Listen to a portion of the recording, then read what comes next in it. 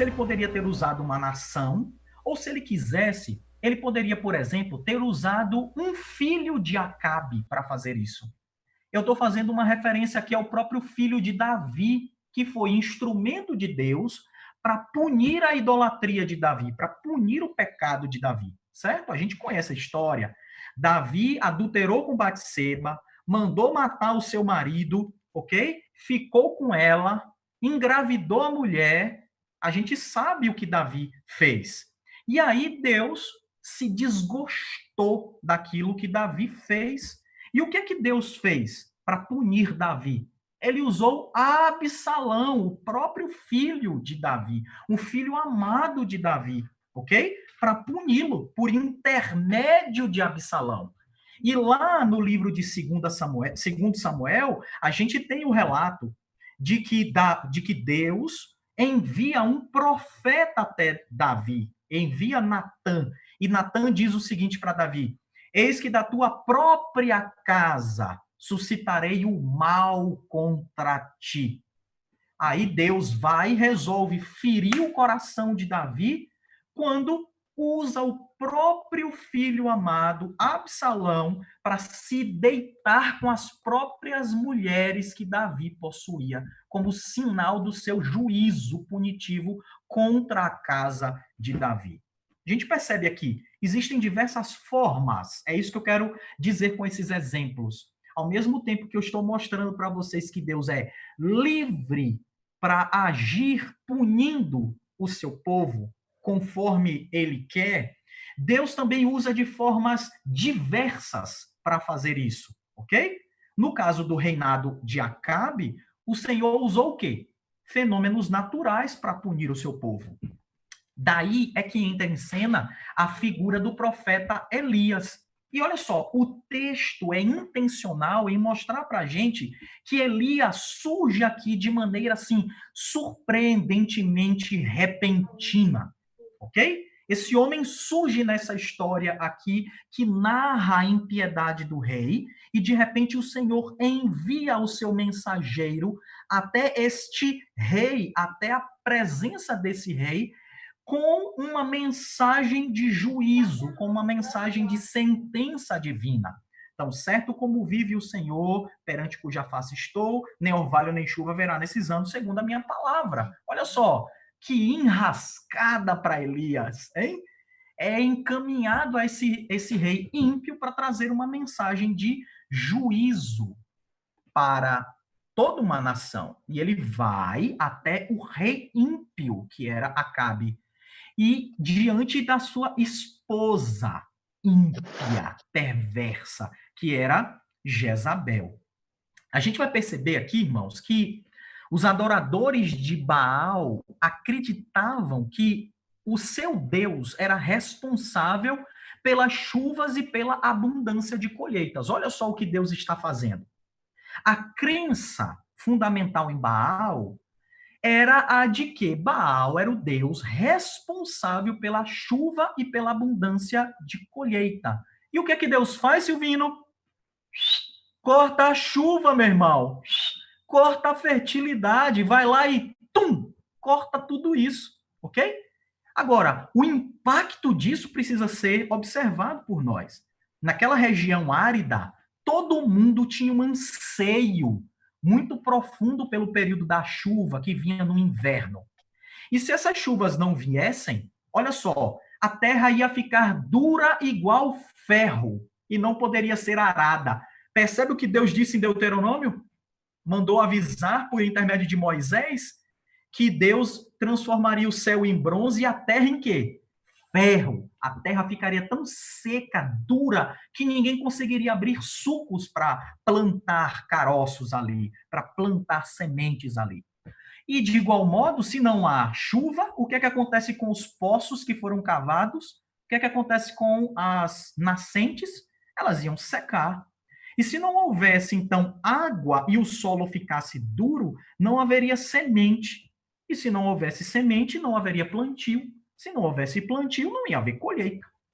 Percebam, os adoradores de Baal aqui estão sendo obrigados diante dessa situação, a orar para o seu Deus, para que esse Deus, que eles acreditam que é responsável pela prosperidade, para que esse Deus então fizesse chover, ok? Mas será mesmo que Baal, que controla o clima e a fertilidade, tem esse poder? Tem esse poder para fazer chover? Deus cancelou tudo isso. Então, orem aí, já que vocês acreditam em Baal, para ver se ele vai trazer mesmo a chuva conforme vocês acreditam. A gente aprende aqui uma outra lição valiosa, uma lição preciosa aqui diante da soberania de Deus. Não haveria maneira mais clara de Deus desafiar a falsa adoração a um falso ídolo. Olha o que Deus faz. O povo passou a confiar em um ídolo. E a gente sabe muito bem, a gente sabe qual é a natureza da idolatria. A natureza da idolatria é fazer promessas que o ídolo não pode cumprir e decepcionar os seus servos. E aí, disso, a gente fica sabendo quem seria o responsável pelo controle dos fenômenos naturais. Quem seria, de fato, responsável pelos fenômenos naturais? Então, meus irmãos, a gente percebe que Deus, o nosso Senhor, ao trazer justamente o juízo dele sobre o seu povo, existe aí um caráter pedagógico e uma intenção amorosa por trás disso. Corrigir a visão de mundo do seu próprio povo, do povo que conhecia quem Deus era e acabou abandonando a Deus e voltando-se para crenças falsas. E Deus vai trazer esse povo novamente à verdadeira concepção de quem governa todo o mundo. Olha que maravilha. O rei e Jezabel, a sua esposa, e boa parte de toda a nação estava agora servindo a Baal. E agora Deus os obriga, então, a buscar nesse Deus fertilidade para a terra. Vá lá, busque agora em Baal a fertilidade para a terra. E o que Deus faz no meio disso? Olha só, Deus envia o seu mensageiro, um homem que a gente não tem informação alguma sobre a sua vida antes disso. Ele surge subitamente aí, a gente não tem nenhuma informação de quem Elias é antes de aparecer subitamente no texto, certo? Esse homem não tem referência, não dá referência alguma sobre a sua família. É um homem que veio de um lugar desconhecido, que ninguém sabe a origem até hoje. Um homem que não tem fama, um homem que não tem notoriedade, um homem que não tem prestígio político nenhum, não tem título acadêmico. E Deus chama esse homem para se atrever diante de um rei, como portador da sua mensagem desafiadora. Elias é o portador de uma mensagem desafiadora. E a mensagem é: Deus secará as fontes de água. E o que é que Baal vai fazer? Me diga. Eu vou secar essas fontes. E o que é que Baal vai fazer? Me diga aí. Ok? Esse é o desafio estabelecido. Então, aqui, a gente chega à conclusão de que Deus, sim, pune o seu povo, e ele faz isso no nosso texto através de recursos naturais, que nesse caso ele vai retirar, suspender, trazendo então o povo a fazer a reflexão sobre suas próprias crenças. Ok? Se esse povo estava confiando em Baal, vamos ver se Baal de fato vai fazer o que ele promete. A gente sabe a resposta, né? A gente sabe a resposta. E não é isso que acontece. Vou parar aqui novamente. Considerações ou perguntas?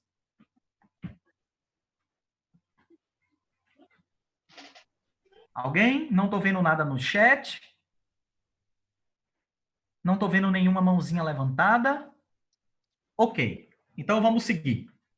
Vamos pensar agora em outro aspecto que é importante a gente pensar quando nós estamos falando a respeito da soberania de Deus em justamente trazer disciplina, trazer punição para o seu próprio povo. Uma pergunta que a gente faz, e ela é lícita, tá? É lícita fazer essa pergunta. A pergunta é: Deus faz isso com qual propósito? Qual é o propósito de Deus em punir justamente o seu povo? Ok? Qual é o propósito? Talvez essa seja a pergunta de $1 milhão nesse momento que a gente está vivendo agora, né? Querer saber qual é o propósito específico de Deus, se Deus está punindo o seu povo, se Deus está punindo o mundo, o que é que Deus está fazendo no meio disso tudo?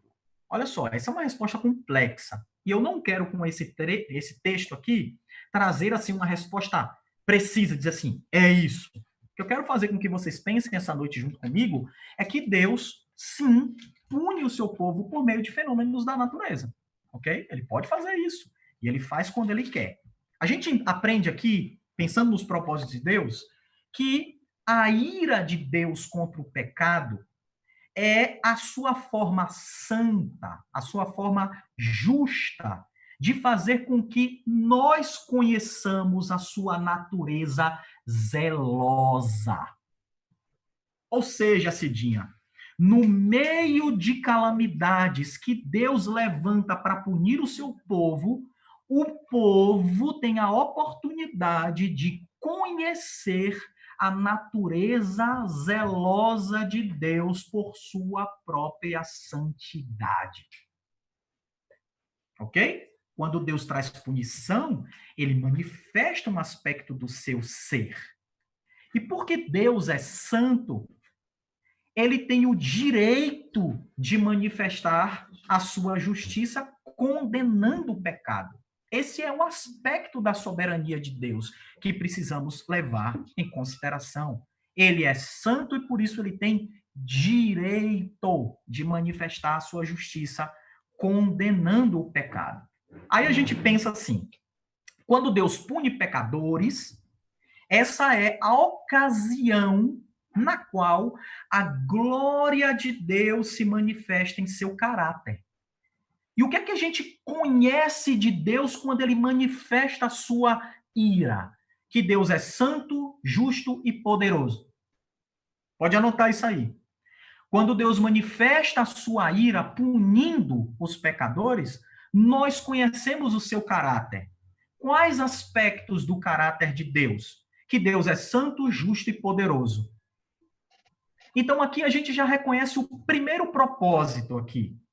Quando Deus pune o seu povo, ele está reivindicando a sua santidade. Deus está reivindicando a sua santidade. Ok? Irmãos, por ocasião do pecado de idolatria da sua nação, que é o que o nosso texto nos traz, Deus será glorificado em sua santidade. Ele será glorificado em sua santidade ao irar-se contra os pecadores e por puni-los de forma disciplinar, ok? Os efeitos da seca chegariam em breve. As necessidades humanas ficariam logo em evidência. Aí, se o povo agora passou a acreditar em Baal, e pensando que Baal teria poder para suprir suas necessidades básicas, então que eles recorram nessa hora a Baal e vejam se Baal vai dar mantimentos para eles. Qual é a resposta? Não vai. Não vai. Ou seja, no meio desse juízo de Deus, manifesta-se então quem ele é. O Deus que provém todas as coisas. Ele é o provedor. Olha o efeito disciplinar desse juízo punitivo de Deus. A morte, nesse caso, é certa. Muitos vão perecer no meio disso tudo. Agora, não é que o nosso Deus, Patrícia, tenha prazer na morte dos perversos. É o que o profeta Ezequiel diz no capítulo 18. nos versículos 23 e 32. Deus não tem prazer na morte dos perversos.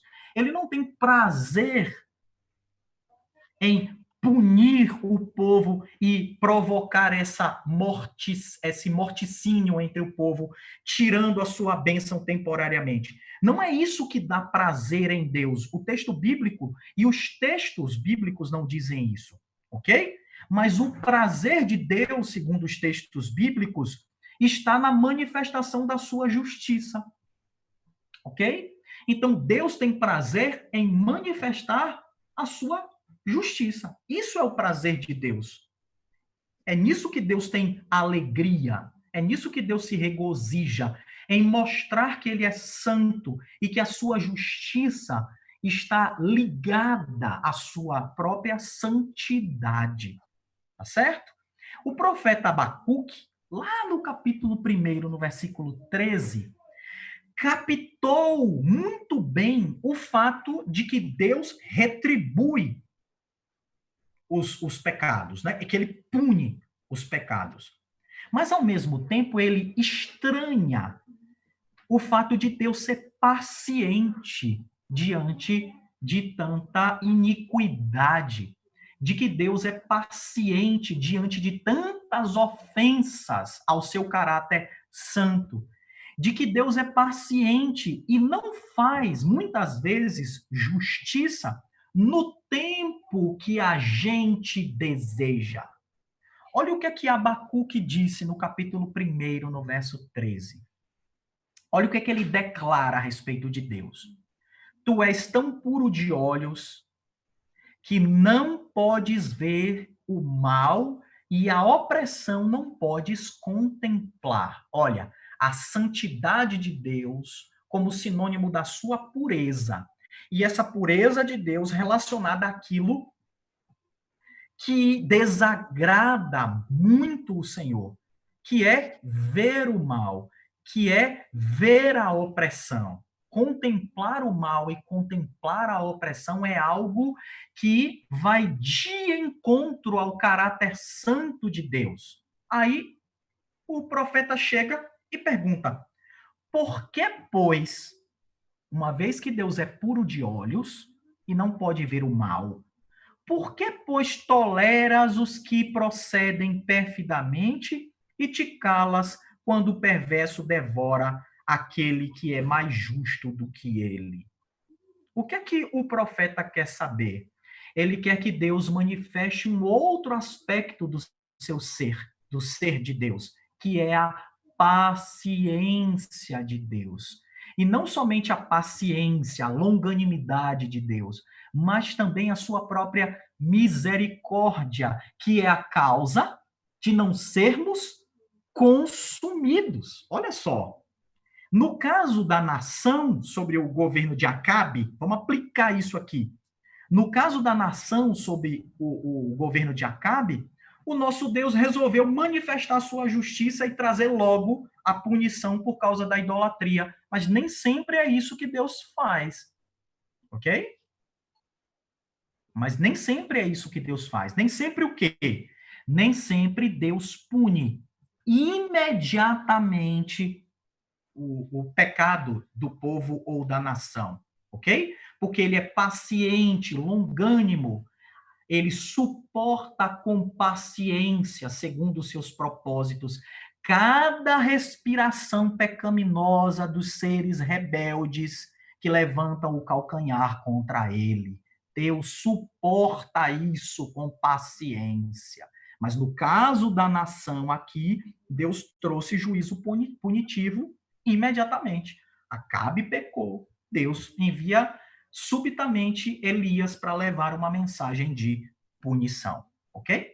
Então a gente aprende aqui que um dos propósitos de Deus ao punir o seu povo é o quê? Reivindicar a sua santidade. Avançando um pouco, Deus também pune o seu povo com o propósito de frear o mal, ok?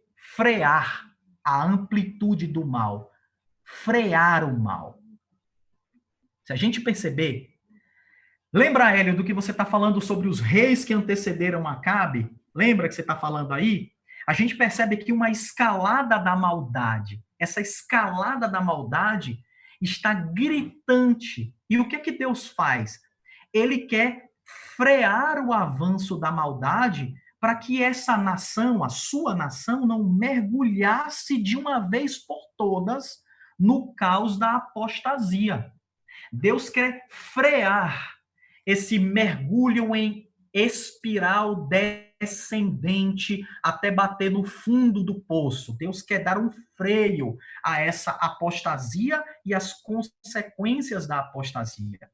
Então, para dar um basta em toda aquela situação, Deus chama Elias, envia Elias como seu mensageiro, como porta-voz do seu próprio juízo, para fazer com que a nação parasse para pensar a respeito dos seus próprios pecados, para que a nação então recebesse a partir da palavra de Deus um freio da ação de Deus para frear essa espiral descendente caótica. Deus faz isso muitas vezes para refrear o mal do mundo. Por exemplo, se vocês se lembram do que aconteceu no momento em que Deus, lá em Gênesis capítulo 6, ao observar a maldade do mundo que se multiplica, a maldade do homem se multiplicando, o que Deus faz? Ele traz o seu juízo, ok? Para que toda a raça humana fosse extirpada e aquela escalada da maldade tivesse temporariamente um fim, um freio, pelo menos ali. Ok? A gente percebe isso. A ação de Deus em frear a ação maligna. Ok?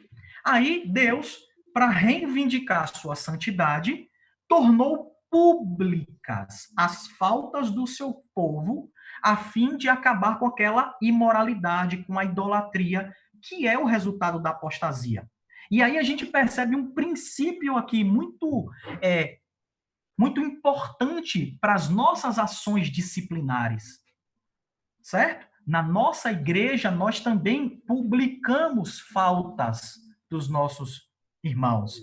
Nós tornamos públicas as faltas públicas, exatamente para fazer com que a honra de Cristo seja mantida, o bem do faltoso aconteça, mas ao mesmo tempo para que a igreja veja que a disciplina é uma marca verdadeira daquilo que Deus estabeleceu para o seu povo.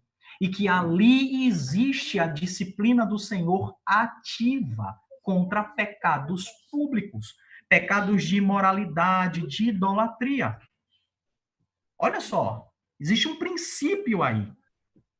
Aqui a gente vê que quando o povo volta as costas para Deus, passa a viver como se Deus não existisse, Deus os entrega ao seu próprio cuidado. Deus entrega o seu próprio povo a essas maquinações do seu próprio entendimento.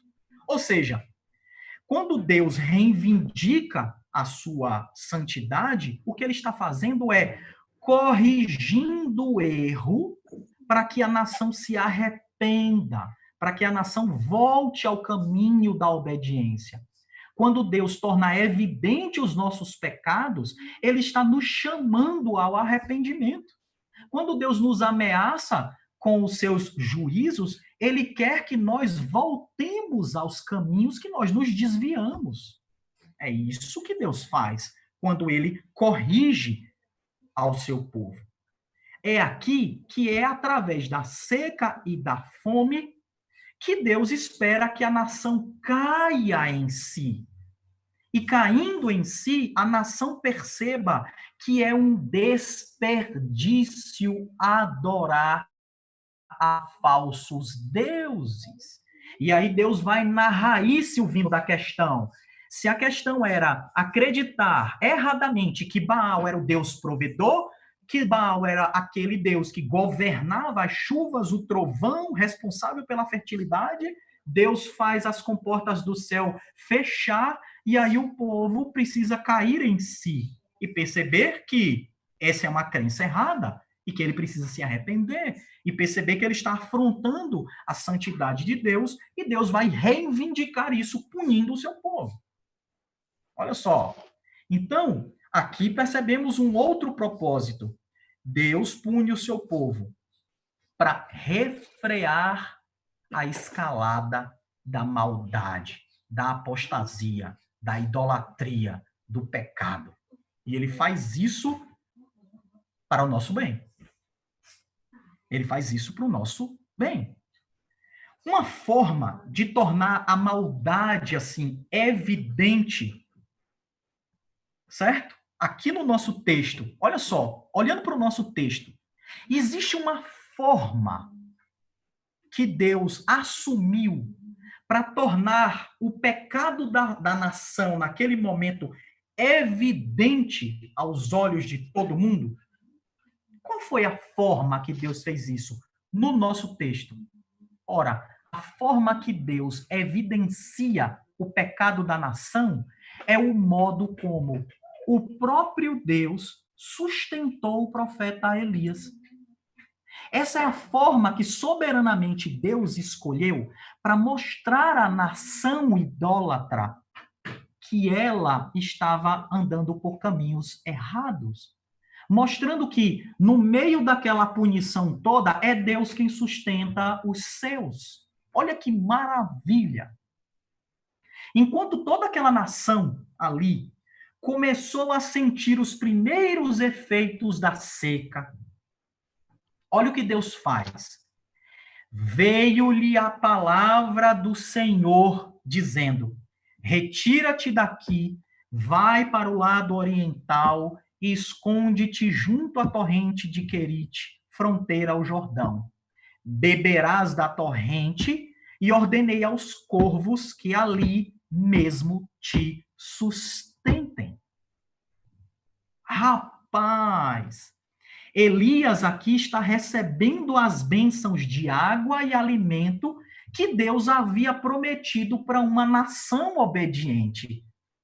Elias, então, está incorporando o Israel obediente. E Deus está mostrando para o povo dele, através da forma como ele está sustentando Elias, que era assim que a nação deveria se comportar, para que assim fosse abençoada por Deus. Olha, todos os textos que a gente leu colaborando para esse pensamento aqui. Deus está mostrando o pecado do povo no modo como ele sustenta Elias, elevando Elias à condição de tipo da nação de Israel. Elias era o profeta, o servo de Deus, aquele que estava sendo fiel ao Senhor, e o Senhor, no meio daquela calamidade, sustenta o seu servo, dando-lhe bênçãos. Isso é maravilhoso. Isso é maravilhoso. Deus faz dessa forma. Deus aqui tinha prometido sustentar o seu povo se o povo andasse nos seus estatutos, se o povo guardasse os seus mandamentos, se o povo cumprisse isso. E Elias é esta pessoa. É esta pessoa que tipifica, ok? Tipifica a obediência que Deus espera da nação.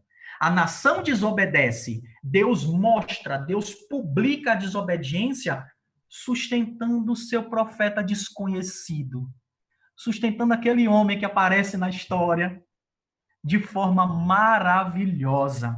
Olha só.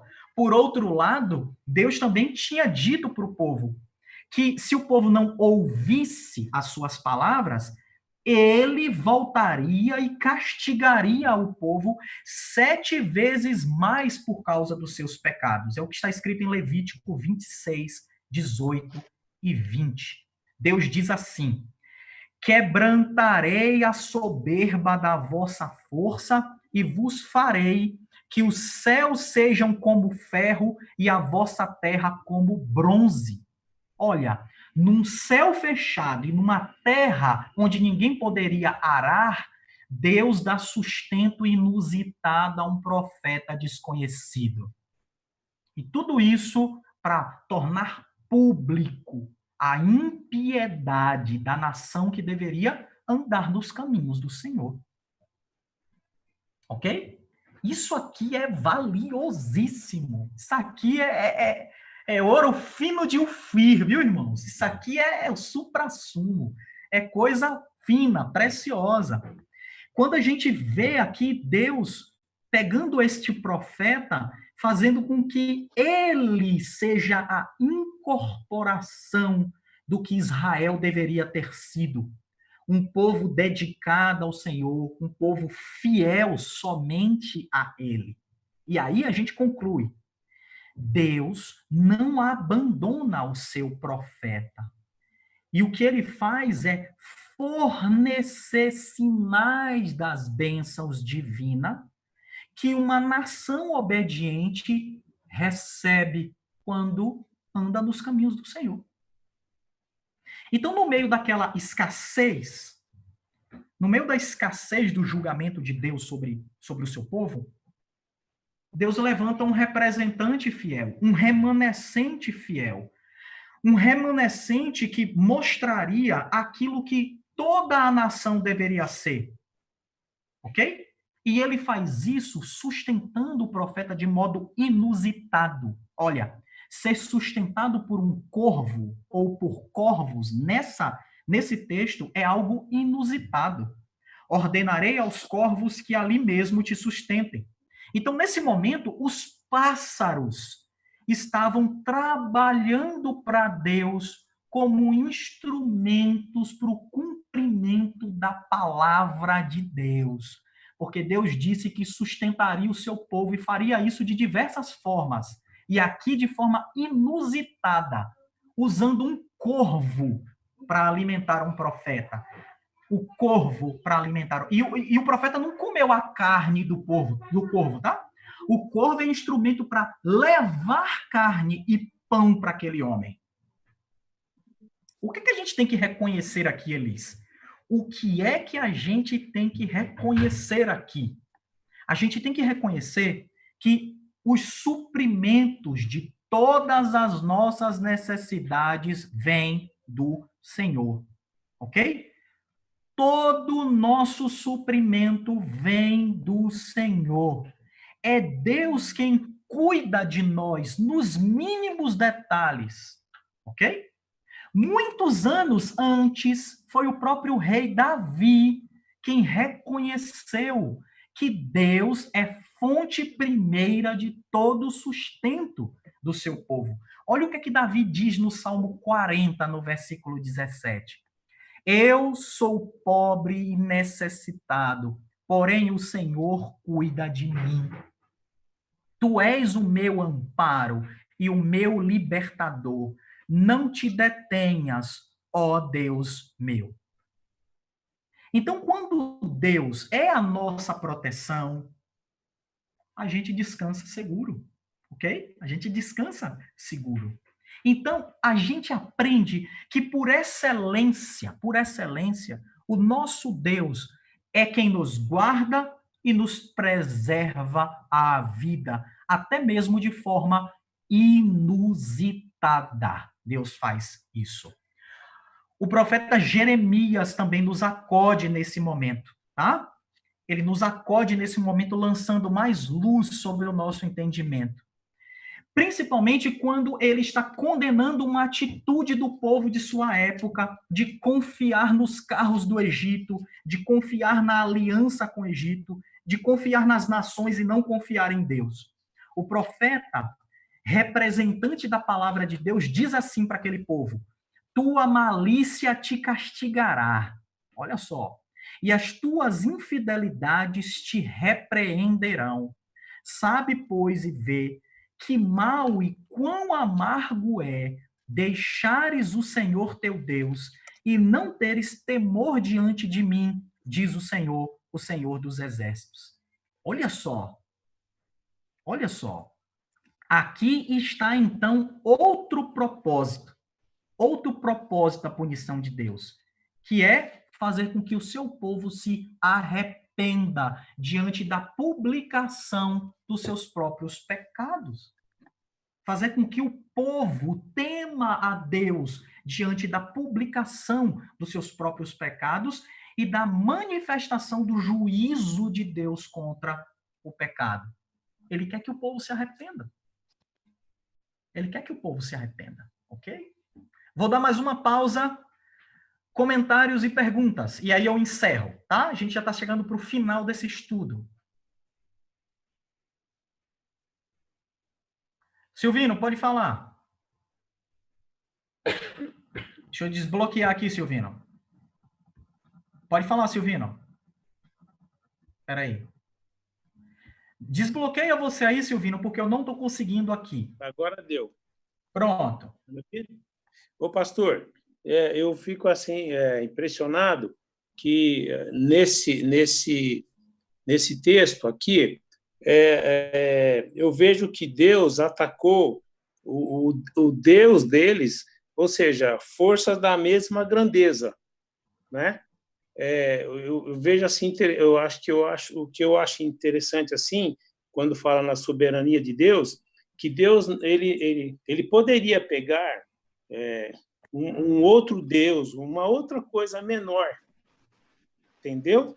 Mas ele pegou exatamente aquilo que era mais expressivo para a nação, mais expressivo para eles. Ele pegou exatamente algo de uma certa grandeza, né? Então eu vejo que aí eu consigo observar a soberania de Deus mesmo nesse aspecto, né? Ou seja, ele faz isso, ele assim, gosta de briga de cachorro grande, entendeu? Nesse aspecto aí. Então, Silvino, a gente percebe aqui o seguinte, que Deus quer ensinar o seu povo a respeito de quem ele é. No momento em que o povo dele desconsidera que toda a provisão, toda a proteção, que todo o governo de tudo quanto acontece na nação deve ser glorificado pelo povo por causa de quem Deus é. O que é que o povo faz? Sim. O povo se desvia, erra em não considerar quem Deus é, e de todas as formas que são possíveis para Deus em sua liberdade de agir, ele escolheu punir o seu povo através da natureza para fazer com que o seu povo entendesse que servir a um Deus falso é nutrir promessas que não se cumprirão e que eles sairão decepcionados. E que se não se arrependerem, Deus trará o seu juízo devido sobre eles e eles vão perecer. Ou seja, né, pastor, Deus utilizou o Baal, né? Utilizou o Deus dele. A falsa crença em Baal. A falsa crença em Baal, ou seja, e puniu o povo dele, porque o povo justamente dele, para saber exatamente quem alimenta eles é exatamente é o próprio Deus. Isso, para trazer de volta a sua nação à verdadeira fé, ok? O povo se desviou, Deus traz o povo de volta. E para isso, aqui nesse nosso texto, eu estou mostrando um aspecto da soberania de Deus agindo na vida do seu povo quando ele se desvirtua. Aqui, nesse caso, é trazendo juízo temporário na forma de escassez de víveres, ok? Deus pode fazer isso, como fez. Ok, Silvino? Fechou. Dona Edna, a senhora tinha levantado a mão?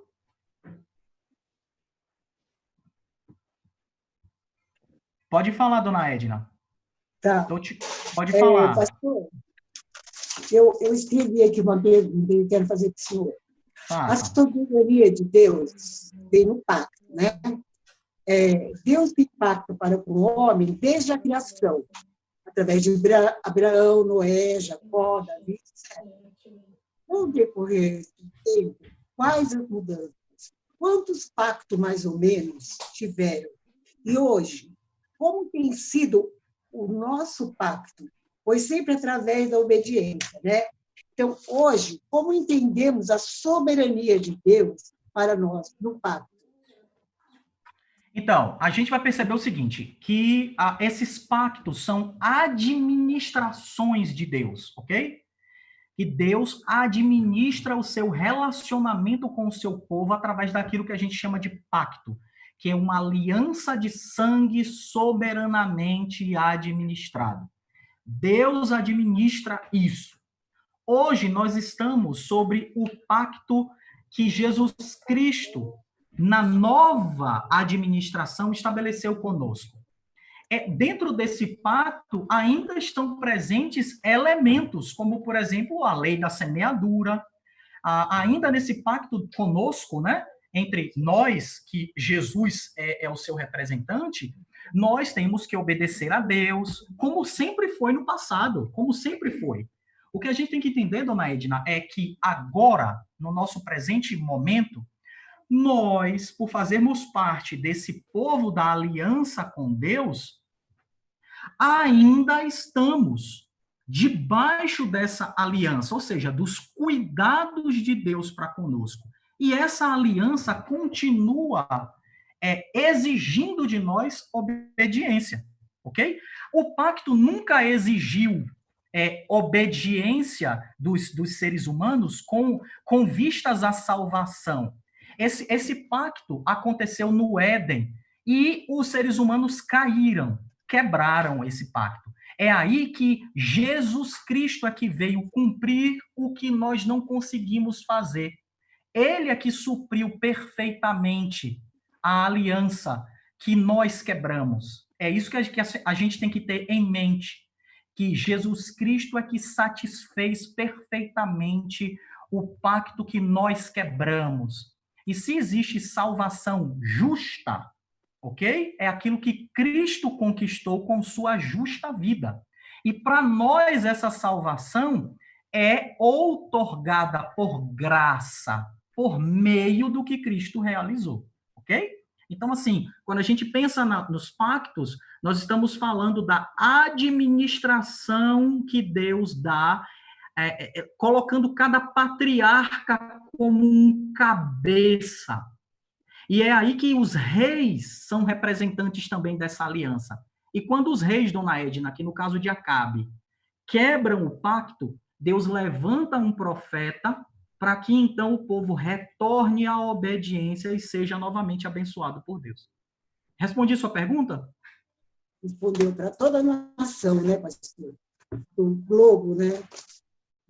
Ok? Respondeu. Então, esse pacto tem a ver com aquela aliança que Deus fez com o seu povo, quando a gente está falando sobre a manutenção da salvação, ok? Sim, obrigada. Então, terminando aqui, irmãos, finalizando o nosso momento, a gente aprende com esse texto que Deus pune o seu povo porque Deus ama o seu povo. Ele traz disciplina sobre a nação porque ele ama esse povo. Elias aqui é esse representante, como eu disse. Ele está recebendo aqui sustento improvável, enquanto toda aquela nação está passando pelo desagravo paternal de Deus. Deus está trazendo a punição para aquele povo, mostrando para eles, publicando que ele está insatisfeito, que ele está irado contra o atentado à sua própria santidade. Aí, por um tempo, o Senhor vira de costas momentaneamente para o seu povo. Né? Ele retira aspectos da sua graça temporariamente. Ele fecha o céu. Isso está dentro do pacto, dona Edna. Deus fez isso porque na aliança que ele fez, ele disse que faria se o povo desobedecesse. Então Deus é fiel, ele cumpre tudo aquilo que ele estabelece dentro da sua aliança com o seu povo. Agora, por outro lado, Deus faz isso, punir o povo, mas ele também envia um servo com sua mensagem. Ele não deixou o povo sem um profeta que fosse porta-voz da sua mensagem para um povo idólatra. É aí que a gente percebe que mesmo nessa situação, o amor de Deus fica evidente. Ok? Assim como um pai que castiga o filho que ama, Deus castiga Israel. É o que a gente aprende na carta na carta aos Hebreus, no capítulo 12, né? O aparecimento repentino de Elias revela o cuidado de Deus, ok? O aparecimento repentino revela o cuidado de Deus. Deus enviando mensageiros para alertar o seu povo dos seus maus caminhos. Agora, de igual modo, o desaparecimento de Elias também revela quem Deus é. Olha, o aparecimento de Elias e o desaparecimento de Elias revela quem Deus é. Como? Deus deu ordem para que Elias se refugiasse, não foi isso? E Deus sustenta Elias com água do ribeiro, com pão e carne que veio de corvos. E o que é que a gente aprende aqui? A gente aprende que, de forma punitiva, Israel não sofreria somente de fome e de sede, mas que Israel também sofreria por um tempo de fome da palavra de Deus. A ausência da ausência do profeta com a voz de Deus significa também esse efeito punitivo, ok? Sobre a sua própria nação. Elias apareceu e trouxe a palavra. Elias desaparece e com ele desaparece momentaneamente também a palavra. O povo não ficaria então somente com fome, com sede de água e de pão. O povo também ficaria sob a escassez da própria palavra de Deus. É o que o profeta Amós disse no capítulo 8, no verso 11. Olha o que o profeta disse. Eis que vem dias que o Senhor, Deus, em que enviarei fome sobre a terra, não de pão, nem sede de água, mas de ouvir as palavras do Senhor. Então, a gente aprende que a disciplina sobre Israel tinha objetivos. O objetivo de levantar esse povo e de colocar esse povo numa posição de vitória contra os seus próprios pecados. Agora, que escutem a Baal, se é que ele pode falar. Ok? Agora, que se alimentem do que Baal dá. Se é que ele pode oferecer alguma coisa. Olha o tratamento aí. Ou então, que eles se arrependam e que eles reconheçam que, de fato, é o Senhor que traz chuvas abundantes e enchem os celeiros de toda sorte de grãos. O que é que a gente aprende em resumo aqui? É que Deus, quando pune o seu povo, ele tem, pelo menos aqui nesse texto, 3 propósitos, pelo menos 3. Reivindicar a santidade e a sua justiça, frear a manifestação do pecado e procurar a reforma do homem. Fazer com que o homem se arrependa e volte-se novamente para Deus. O que é que a gente conclui? O que é que a gente conclui? Sobre a disciplina de Deus, que é o aspecto aqui que a gente está aprendendo, né? Que a gente está estudando sobre a soberania de Deus. O que é que a gente aprende? Que Deus, ao trazer disciplina, ao trazer juízo temporário sobre nós, quer formar o nosso caráter. Ok? Ele quer formar o nosso caráter. Ele quer trazer de volta para nós aquilo que o pecado deformou, aquilo que o pecado manchou, que é a imagem de Deus. Ok? O que caracteriza o caráter de Deus é a sua santidade. Então, quando nós pecamos contra Deus e nos afastamos da sua presença, Deus nos traz de volta, nos quer trazer de volta aquilo que ele estabeleceu como original para nós, que é sermos uma nação santa, um povo separado, um povo exclusivo, de propriedade dele, para proclamarmos as suas virtudes, para sermos representantes dele no mundo em caos, no mundo em trevas, ok? Deus vai fazer isso. E é isso que ele faz. Ele reimplanta em nós a sua própria santidade, forma em nós a sua própria imagem.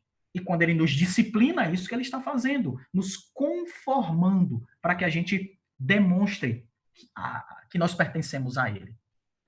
Assim, irmãos, é que nos próximos estudos, ok? Primeiro, de pelo menos 3, a gente vai verificar o resultado dessa ação corretiva de Deus. A gente vai perceber os resultados dessa ação de Deus ao corrigir o seu povo. Será que o povo se arrependeu? Será que o povo voltou ao propósito original? A gente vai aprender isso. Mas por hora, cabe aqui cabe a gente verificar o seguinte, que nossos pecados são sim passíveis de disciplina. Ok? Que Deus, soberanamente, vai nos disciplinar. Porque isso faz parte do pacto dele conosco. Ele vai disciplinar. E que isso revela o seu amor por nós. É aqui, meus irmãos, que a gente é abençoado sobremaneira. A gente é abençoado com o fato de que Jesus, nosso Senhor, nesse mundo seco, de terra arrasada, de terra árida, nesse mundo de gente sedenta, disse que nos supriria com uma mesa cheia de bênçãos, com uma mesa repleta de pão e de vinho. Deus prometeu isso para a gente. Jesus cumpriu isso em nossa vida. Ele, o nosso Senhor, nos supre de todas as formas. Nos supre com instruções para que a gente jamais fique sem a sua voz de pastor supremo conduzindo o seu rebanho, ok? A voz de Jesus Cristo está presente aos nossos ouvidos. E conforme esse texto que a gente acabou de estudar, o ribeiro de Querite secou, não foi? Não chovia na terra. O ribeiro foi lá e secou. Não foi isso? Agora, por outro lado, Jesus prometeu que abriria para nós um poço cuja água nunca secaria. Essa é a promessa de Cristo para nós. Cristo é que nos deu vida, ok? E Ele é que chama a todos a respeito dessa vida, dizendo o seguinte: se alguém tem sede, venha a mim e beba. Quem crer em mim, como diz a Escritura, do seu interior fluirão rios de água viva. Essa é a promessa que nós temos. Essa é a realidade que vivemos. E é nisso que a gente tem que descansar. No fato de que, ainda que Deus nos puna disciplinarmente por causa dos nossos pecados e momentaneamente suspenda algumas de suas graças, agora, pois, já nenhuma condenação há. O que Deus faz conosco não é o mesmo que ele faz com os ímpios. A justiça de Deus se manifesta em nossa vida de forma amorosa para nos disciplinar. Ela tem propósito, revelar quem Deus é, para que a gente, maravilhado diante do Senhor, contemplando a publicação do nosso pecado, a gente se arrependa, tenha em nós a imagem de Cristo forjada e a gente passe a glorificar o nosso Deus. A soberania de Deus nos ensina essas coisas. Que a gente possa, então, descansar na certeza de que Deus supre as nossas necessidades. E ele faz isso de diversas formas. De diversas formas. E, inclusive, Deus nos pune. Deus traz punição para nós, para que a gente se pareça mais com Cristo e para que a gente tenha evidências de que nós não somos bastardos. Nós somos os filhos amados do nosso Senhor. E que ele vai puxar a tua orelha, a minha orelha, quando a gente andar por caminhos que não deve, até que a gente caia em si. E ele faz isso de forma soberana, usando os diversos recursos, visíveis e invisíveis, naturais e sobrenaturais, porque tudo está sob o governo de Deus.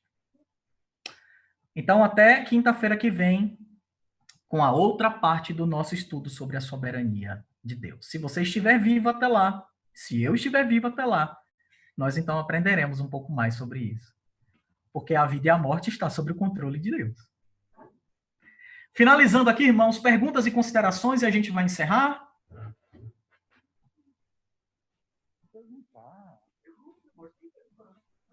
Alguém? Líria, você quer falar, Líria? Não, levanta a mão, Letícia. Eu não estou vendo aqui. Jeremias, que quer falar? A Raquel também quer falar? Quer falar, Raquel? Ok, eu não estou vendo aqui. Eu não estou conseguindo passar para outra tela para ver vocês. Na minha tela tá a Raquel. Vou deixar a Raquel falar. E aí depois vocês, a proporção que quiserem falar, vão destravando o microfone e falem, tá bom? Raquel.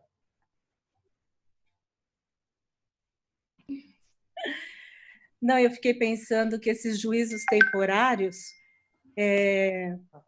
a gente pode dizer que são disciplinas, né? Disciplinares. Então, a gente pode ser grato a Deus enquanto somos disciplinadas, porque no juízo final não haverá disciplina. Para nós não, haverá punição, né? Nós somos livres. É por isso que eu falei, Raquel, sobre a questão do juízo temporário. Isso. Que nós participamos do juízo temporário como uma amostragem, vamos assim dizer, certo? Daquilo que vai acontecer no final. Uhum. Então, Deus, enquanto nós estamos vivos, né, e somos o seu povo, ele nos corrige com um propósito diferente da forma como ele lida com os ímpios. E aí a gente, não é que a gente pode, Raquel, ser grato, a gente deve ser grato. E na situação que a gente está vivendo hoje, a gente vê os propósitos de Deus sendo aplicados, né? Alguns deles. Alguns deles, porque, de certa forma, a pecaminosidade está sendo freada. As pessoas não estão na rua. O pecado acontece dentro de casa, ok. Mas que há uma disciplina... Muito bem, Raquel, é isso aí. Oi, pastor. Depois da Raquel, alguém mais? Eu queria... Tá me ouvindo? Tá me ouvindo, pastor? É o Gilson. Sim. Gilson, pode mandar. Pastor, a pergunta que eu queria... Na verdade, sim, eu queria ver se o senhor concorda com a minha visão. Manda ver. A gente teve na história desde a criação alguns mediadores que são considerados mediadores imperfeitos, né? Adão foi um mediador imperfeito, depois tivemos Noé, depois nós tivemos os patriarcas, né? Abraão, Isaac e Jacó. E depois a gente teve os reis que foram líderes do povo e também não fizeram a vontade de Deus. Do povo do norte, de Israel do norte, nenhum rei fez a vontade de Deus.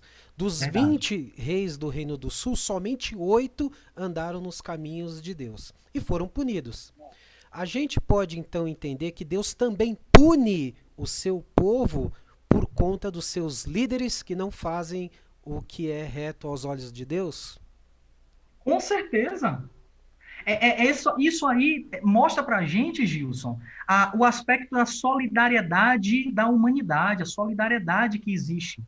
Então, Adão é um representante federativo de toda a humanidade. E porque Adão pecou, todos nós somos punidos. Ainda que não tenhamos praticado o mesmo pecado de Adão. Assim também toda a nação sofre em função dos seus líderes. Inclusive, Gilson, sofre as pessoas que são remanescentes fiéis. Porque lá em Jerusalém, quando a Babilônia ataca, sitia e destrói, justos e injustos sofrem a punição de Deus. Agora, é lógico que um propósito diferente. No meio daquilo tudo, Gilson, tinha um remanescente fiel. Foi junto para o cativeiro, né? Então, seu pensamento está correto, é isso mesmo. Sofre sim. Valeu. Eu vi aqui a Eliana Vilela, levantou a mão. Pode falar, Eliana.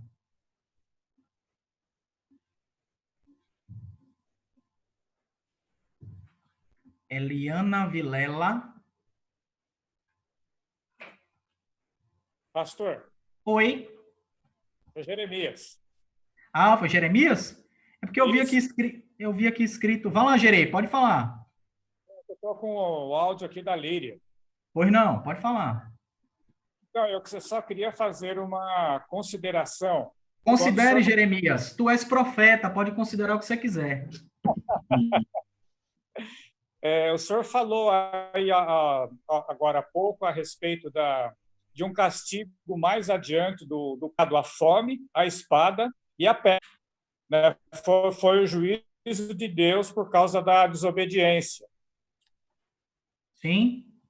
O reverendo Heber Carlos de Campos, pai do nosso querido reverendo Heber, chama isso de tríade. É a tríade que Deus sempre utiliza que Deus também utiliza para punir o seu povo, que é com guerra, com fome e com pestes. Ok, pastor. Beleza, Gerê? Galera, a gente já avançou aqui muito, muito no nosso tempo. Eu sei que esse é um assunto gostoso de conversar, a cabeça da gente ferve, né? Eu sei que vocês ficariam aqui comigo, alguns de vocês ficariam aqui comigo assim um tempão conversando, dialogando. Eu também gosto disso, ok? Não agravando a todos, mas eu sei que isso poderia ser possível. Mas, para a gente obedecer aqui a uma questão de tempo, para a gente não avançar muito e acabar cansando aqueles que já se deram por satisfeitos, a gente vai encerrar, tá bom? Então, quero agradecer a presença de todos aqui e dizer que na próxima quinta-feira nós vamos continuar estudando essa passagem de Reis, capítulo 17 e suas sequências, para a gente continuar pensando sobre a forma que Deus usou para soberanamente punir o seu povo e os seus resultados, tá bom? A gente